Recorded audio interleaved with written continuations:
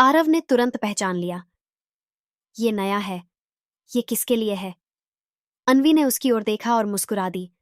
ये वो एहसास है जब दिल तो पास हो लेकिन शब्द कम पड़ जाएं। आरव शांत हो गया। उसने धीरे से वही राग पियानो पर दोहराया और दोनों की आंखें एक दूसरे से जुड़ गईं। एक ऐसी बातचीत जो बिना आवाज के हो रही थी। इस प्रोजेक्ट के दौरान एक और खूबसूरत चीज हुई। उनकी दोस्ती और गहरी हो गई। अब वे एक दूसरे की आदत बन चुके थे। जब अन्वी क्लास से लेट आती, आरव उसके लिए कॉफी रख देता। जब आरव किसी ट्यून में अटकता, अन्वी एक छोटी सी वायलिन की तान बजाकर उसका रास्ता खोल देती। कॉलेज के बाकी लोग अब उन्हें हार्मनी कपल कहने लगे थे।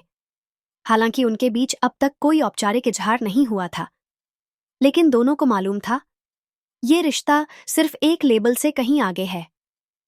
प्रोजेक्ट के आखिरी सीन के लिए उन्हें सबसे इमोशनल थीम चाहिए थी। एक ऐसा राग जो होम कमिंग का एहसास दे, जहां अंत हो पर अधूरापन न लगे, जहां आखिरी सुर एक नए राग की शुरुआत लगे। इस थीम के लिए दोनों ने कॉलेज के गार्डन में बैठकर रचना की। चारों तरफ फूलों की खुशबू, हल्की हवा और शांत वातावरण। अन्वी ने कहा, कभी कभी लगता है ये सब सपने जैसा है। आरव ने उसकी ओर देखा। अगर ये सपना है तो मैं नहीं चाहता कि कभी टूटे। वो वाक्य अन्वी के दिल में कहीं गहराई तक उतर गया। आरव ने पहली बार उसके हाथ को हल्के से छुआ, जैसे सुर को स्पर्श किया हो। फिर वो दोनों एक साथ एक रचना में खो गए। एक ऐसी रचना जो उनके रिश्ते की पहचान बन गई। प्रोजेक्ट पूरा हुआ। जब उसकी स्क्रीनिंग हुई तो सभी दर्शक अंत में खामोश थे, जैसे कोई बहुत पवित्र चीज सुन ली हो। तालियां बजीं और सभी ने खड़े होकर सम्मान दिया। उस रात स्टूडियो से बाहर निकलते हुए अन्वी ने आरव से कहा, आज मेरी वॉयलिन ने कुछ नहीं कहा, क्योंकि मेरे दिल ने सब कह दिया। आरव ने उसकी ओर देखा और बस इतना कहा, और मेरा पियानो तुम्हारे सुरों में ही बजता है, हमेशा। स्टेट यूथ म्यूजिक फेस्टिवल और साउंडस्केप्स प्रोजेक्ट की शानदार सफलता के बाद आरव और अन्वी का नाम कॉलेज की दीवारों पर नहीं, दिलों पर लिखा जाने लगा था। लेकिन उनके लिए ये सब सिर्फ उपलब्धियां नहीं थीं। ये वो रास्ते थे जो उन्हें और करीब ले आए थे। पर अब एक नया मोड़ आने वाला था। एक ऐसा प्रस्ताव जो न सिर्फ उनके संगीत की दिशा बदल सकता था, बल्कि उनके रिश्ते को भी एक नए मुकाम पर पहुंचा सकता था। एक सुबह जब आरव म्यूजिक रूम पहुंचा, उसे डीन ने बुलाया। आरव, एक प्रतिष्ठित इंटरनेशनल यंग म्यूजिशियन कॉन्फ्रेंस हो रही है, वियना मेलोडी रेजिडेंसी।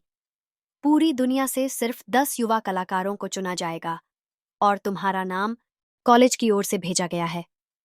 आरव चौंक गया। मेरा नाम? लेकिन अन्वी। डीन मुस्कुराए। हमने उसका नाम भी भेजा है, और अच्छी खबर यह है कि तुम दोनों ही शॉर्टलिस्ट हो चुके हो।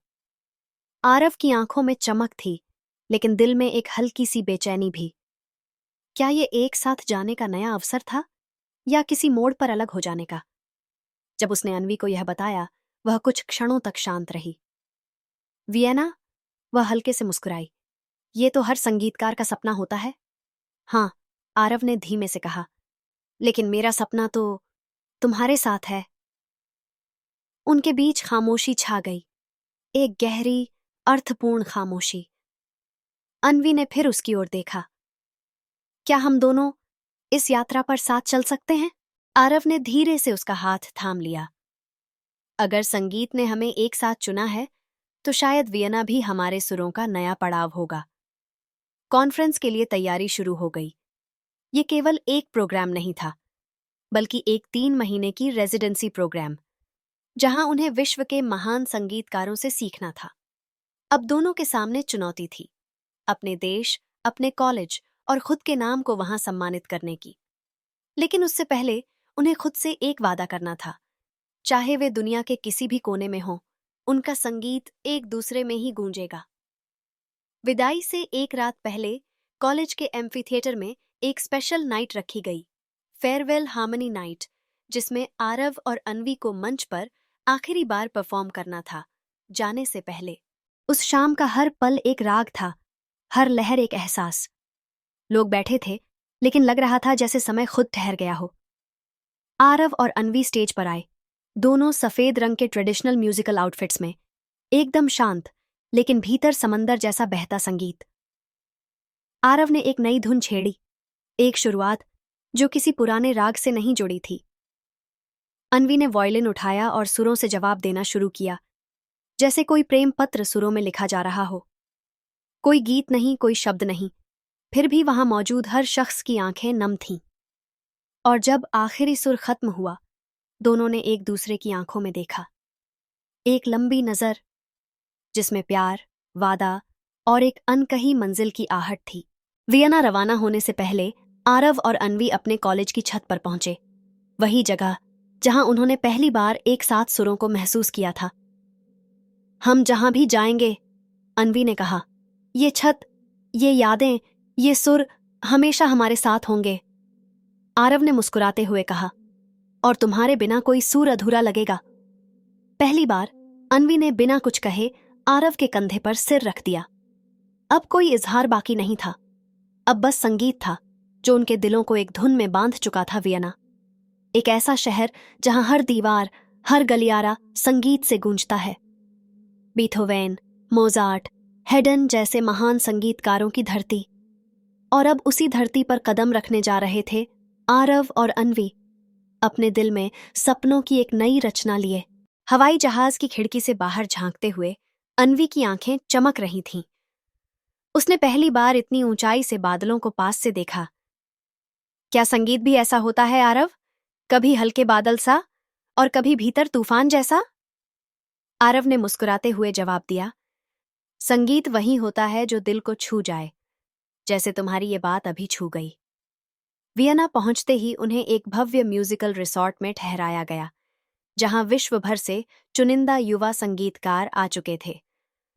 अलग अलग देशों की भाषाएं, वाद्य यंत्रों की विविधता और सुरों की बहुरंगी दुनिया वहां बसी हुई थी। पहले दिन जब सभी प्रतिभागियों का परिचय हुआ, हर किसी ने अपने देश की एक परंपरागत धुन पेश की। आरव और अन्वी ने मिलकर राग यमन और राग भीम पलासी को पियानो और वॉयलिन में गूंथकर प्रस्तुत किया। पूरा हॉल तालियों से गूंज उठा। वहां के प्रशिक्षकों ने कहा, Indian classical sounds, they breathe the soul, you two are magic together. Rehearsals शुरू हो चुकी थीं।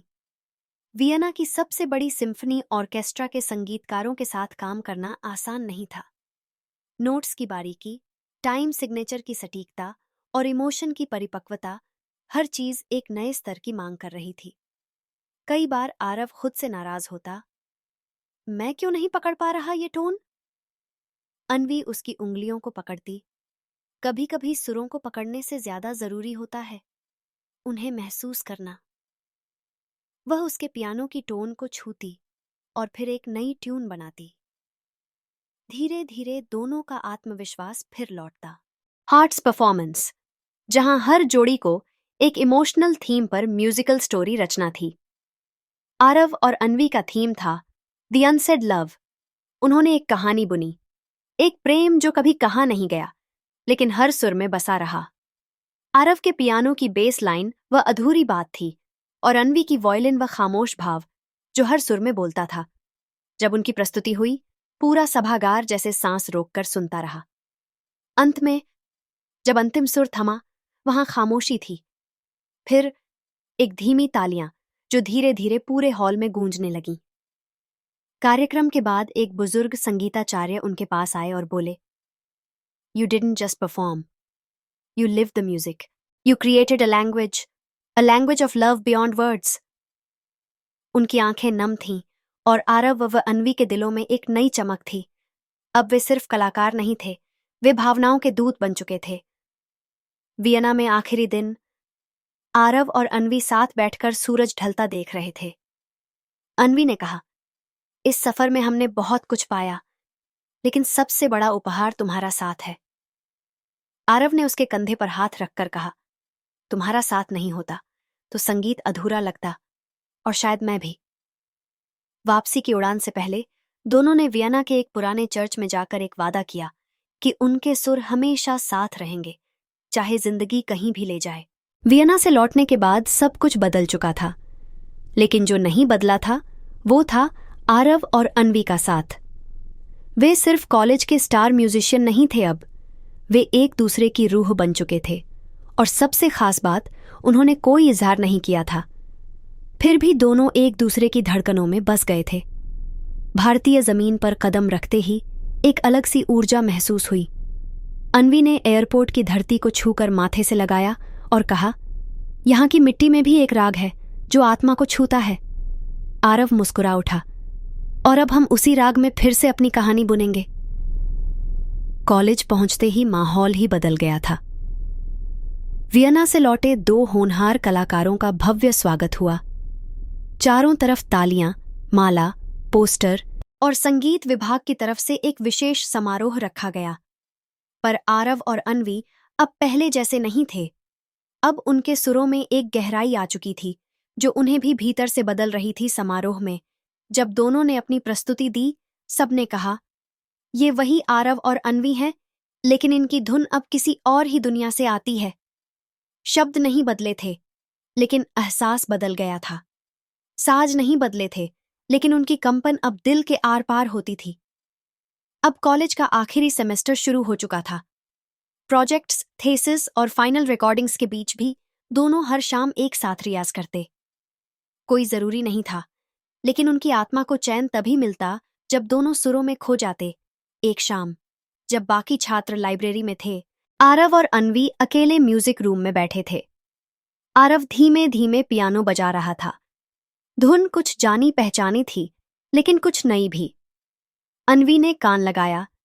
ये क्या है? आरव ने बिना रुके कहा, ये वो धुन है जो वियना में मैंने अधूरी छोड़ी थी, क्योंकि आखिरी सुर तब तक नहीं मिलता जब तक तुम उसे पूरा ना करो। अन्वी मुस्कुरा दी। उसने वॉयलिन उठाया और सुरों से उसका जवाब देने लगी। धीरे धीरे दोनों की धुन एक हो गई, जैसे आत्माएं एक हो रही हों। फिर एक ऐसा सुर आया जहां न पियानो आगे बढ़ा न वॉयलिन। दोनों थम गए। उस सन्नाटे में पहली बार अन्वी ने अपनी आंखों में कुछ खास कहा। आरव ने समझ लिया, आज शब्दों की जरूरत नहीं थी। फिर एक दिन जब कॉलेज में वार्षिक संगीत प्रतियोगिता के लिए टीम चुनी जा रही थी, डीन ने कहा, इस साल हमें सिर्फ संगीत नहीं चाहिए, हमें एक कहानी चाहिए, एक एहसास जो दर्शकों को रुला दे। सभी की निगाहें आरव और अन्वी पर टिक गईं। उन्होंने एक प्रस्तुति तैयार की, वो जो कह न सके, एक प्रेम कहानी जो धुनों में कही जाती है, शब्दों में नहीं। कहानी एक ऐसे प्रेमी की थी जो अपनी प्रेमिका को कभी कह नहीं सका कि वो उससे कितना प्यार करता है, लेकिन अपने संगीत से हर बार उसका नाम पुकारता रहा। शो के दिन जब उन्होंने ये प्रस्तुति दी, पूरा हॉल खामोश था। हर आंख नम थी, हर दिल कांप उठा था। प्रदर्शन खत्म होते ही दर्शकों ने खड़े होकर तालियां बजाईं। वो पल केवल जीत का नहीं था, वो 2 दिलों की भावनाओं की जीत थी। शाम को दोनों कॉलेज की छत पर गए, जहां सब शुरू हुआ था। आरव ने अन्वी की तरफ देखा और कहा, क्या मैं अब वो सुर कह सकता हूं जिसे मैं इतने वक्त से महसूस कर रहा हूं? अन्वी ने हल्की मुस्कान के साथ कहा, अब कहो, क्योंकि वो सुर अब अधूरा नहीं रहेगा। आरव ने पहली बार सीधे कहा, मैं तुमसे प्यार करता हूं, अन्वी, बहुत गहराई से, सुरों की उस दुनिया तक जहां सिर्फ तुम हो और मैं हूं। अन्वी ने पियानो पर एक छोटा सा सुर छेड़ा और जवाब दिया, और मैं तुमसे उस हर सुर में जो मेरी आत्मा से निकले। आरव ने उसकी हथेली पकड़ी। अब हमारी जिंदगी का राग शुरू हो चुका है, एक साथ। उस रात पहली बार दोनों ने साथ बैठकर हमारा राग लिखा, एक धुन जो सिर्फ उनकी थी, जो किसी स्केल में नहीं बंधी थी, लेकिन दिलों से जुड़ी थी। कॉलेज के आखिरी सेमेस्टर की रफ्तार अब तेज हो चली थी। क्लासेस, प्रोजेक्ट्स, म्यूजिक असाइनमेंट्स और फाइनल परफॉर्मेंस की तैयारियां, सब कुछ किसी संगीत की तेज बीट जैसा हो गया था। लेकिन इन सब के बीच आरव और अन्वी का रिश्ता एक धीमे सुर की तरह स्थिर और सधा हुआ था, गहराई से भरा हुआ, लेकिन शांत। अब उनके रिश्ते को एक नाम मिल चुका था, पर वे अभी भी किसी औपचारिक इजहार या टैग की जरूरत नहीं समझते थे। उनका प्यार वो धुन था जिसे कोई बोल नहीं चाहिए था, सिर्फ महसूस करने की जरूरत थी। नई जिम्मेदारियां और करियर की उलझनें